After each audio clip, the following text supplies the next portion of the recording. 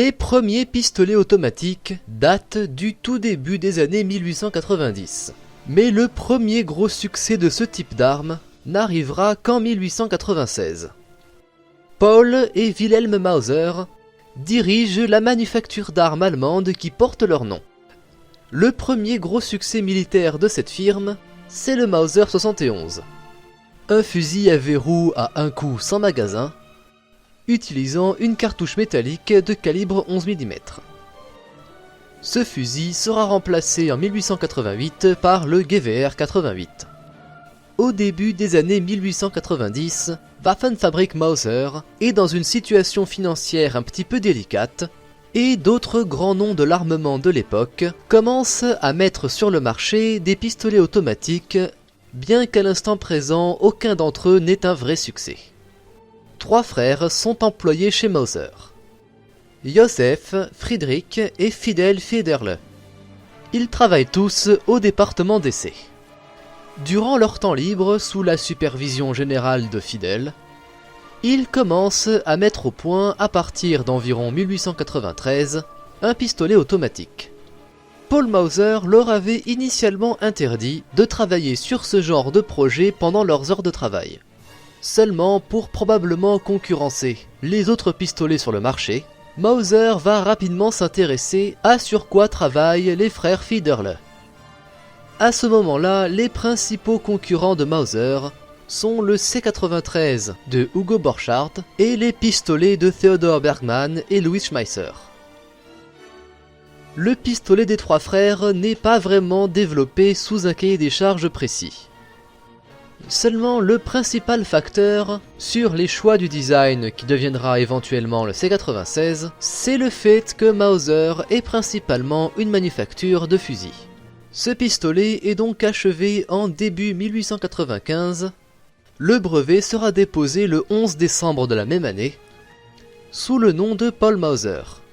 Cela ne semble d'ailleurs pas causer de désaccord avec les autres personnes impliquées dans le projet, qui comprennent, en plus des 3 frères Federle, August Weiss, qui sera impliqué dans la production du pistolet Luger, et August Geiser, impliqué dans le développement du GWR 98. L'arme est nommée de la même manière que les autres armes de poing développées précédemment par Mauser, c'est-à-dire Construction 96 ou simplement C96. Son holster est en bois qui peut aussi servir de crosse, et il est alimenté par un magasin fixe alimenté par lame chargeur. Sauf quelques rares exceptions, les modèles de production seront équipés d'une hausse réglable, jusqu'à, en fonction des modèles, 500 ou 1000 mètres. De par sa configuration, on retrouve beaucoup d'éléments similaires à un fusil.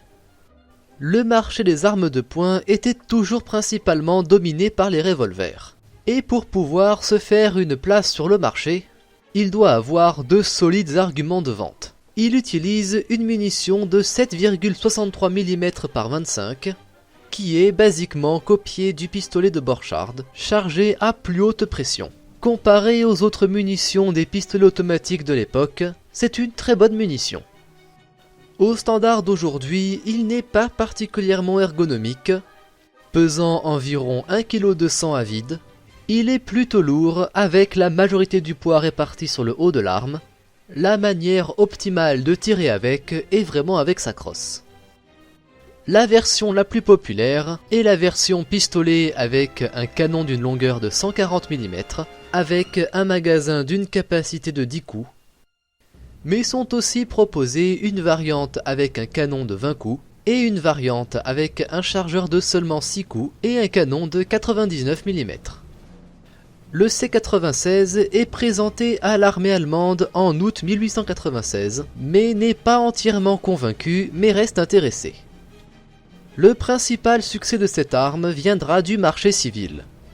En effet, le C96 est largement considéré comme étant le premier pistolet automatique vraiment viable. Bien que sa configuration, avec le magasin situé à l'avant de la poignée, ne survivra pas aux designs qui viendront plus tard, il offre une puissance de feu supérieure à ses contemporains. En 1900 et 1903, il sera aussi testé par l'armée américaine, qui le rejettera pour être trop gros et trop lourd, mais surtout ne pas être un revolver chambré en calibre 45 et d'être un design étranger. En plus de sa configuration pistolet à crosse détachable, il est aussi proposé sous différentes formes de carabines à canon long, majoritairement pour le marché civil. Une variante chambrée en 9 mm par 25 Mauser Export est introduite mais ne sera pas un succès, cette munition étant jugée bien trop puissante pour être viable. Cette munition se révélera plus populaire dans certains pistolets mitrailleurs. Il sera aussi testé par beaucoup d'autres armées de l'époque, comme la Suisse ou l'Italie, mais le premier contrat militaire sera en 1897 sous commande de l'Empire ottoman. Le baptême du feu du C-96 sera pendant la Seconde Guerre des Boers. En effet, les Mauser C-96 étaient très appréciés des officiers britanniques, qui devaient à cette époque acheter eux-mêmes leurs armes de poing. Il s'agit entre autres du pistolet de prédilection de Winston Churchill et de Lawrence d'Arabie. En 1916, en réponse à la pénurie croissante de pistolets, le Mauser C-96 est partiellement adopté à la demande de l'armée et adapté en 9 mm par 19 Parabellum. Ces C-96 sont différenciables par un gros 9 rouge gravé sur la poignée. Environ 130 000 exemplaires seront livrés. En parallèle de cela, ce C-96 est aussi très populaire chez les aviateurs, peu importe leur camp. En 1917, Mauser va proposer une variante carabine conçue pour le combat dans les tranchées, avec un chargeur de 40 coups, mais sera abandonné en faveur du MP-18 conçu par Schmeisser, pistolet mitrailleur qui aura beaucoup d'influence. Avec la défaite de l'Allemagne en 1918, l'une des législations de la République de Weimar est un ban sur les canons de pistolet de plus de 10 cm. Et il existe quelques exemplaires de C-96 avec un canon de pistolet Luger. Après la Première Guerre mondiale, les C-96 continuent à être retrouvés dans beaucoup de conflits de l'époque, y compris la guerre civile chinoise. Ces C-96 font donc l'objet d'une grosse demande de la part des deux camps du conflit chinois. En 1921, Fidel Fiederle dépose un brevet pour une version automatique du C-96.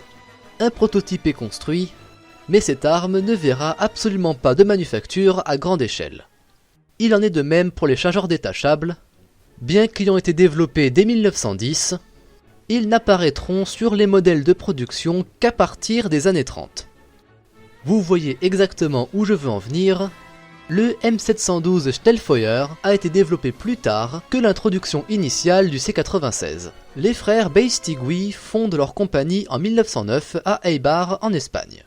Ils sont entre autres l'un des sous-traitants produisant le pistolet Ruby pour la France. Cette compagnie est aujourd'hui connue comme étant une manufacture de vélos. Les trois frères Cosme, Domingo et Juan Beistigui voient en Chine un marché très lucratif. Ils décident donc de manufacturer des copies du C-96. L'une des solutions qu'ils vont trouver à la compétition, sachant qu'ils ne sont pas les seuls à produire ce genre de copies, c'est de produire une version en automatique à la manière d'un petit pistolet mitrailleur. C'est ainsi que sont produits les MM31 et MM34. Avec la série des Astra modèle M900, ces premiers C-96 full automatique sont un très gros succès en Chine, et Mauser ne va pas tarder à faire de même. Joseph Nickel, un des employés chez Mauser, développe un C-96 full automatique et produit en série à environ 5000 exemplaires. Cependant, cette version n'est pas jugée satisfaisante et est modifiée plus tard en 1931 par Karl Westinger. C'est ainsi que sont développés les M712 Schnellfeuer, produits à environ 100 000 exemplaires. Ces C-96 automatiques, au standard des années 30, ne peuvent pas vraiment être considérés comme étant une arme idéale. Ils sont trop gros pour être un pistolet convenable et sont peu ergonomiques, avec une cadence de tir trop élevée pour être un bon pistolet mitrailleur. Les derniers C-96 sont assemblés en 1939, avec environ 1 million d'exemplaires produits. Comme autre conflit où le C-96 aura beaucoup de succès, c'est pendant la révolution bolchevique. autant dans le camp des communistes que des tsaristes. Mis à part les succès civils et militaires, les C-96 et autres copies et licences seront retrouvés dans de nombreuses polices et organisations paramilitaires, à savoir la Guardia Civile espagnole, la police russe ou les Freikorps allemands. Le Mauser C-96 est un pistolet plutôt important dans l'histoire. Avec une production de plus d'1 million d'exemplaires entre 1996 et 1939, c'est le premier pistolet automatique à succès avec une diffusion mondiale.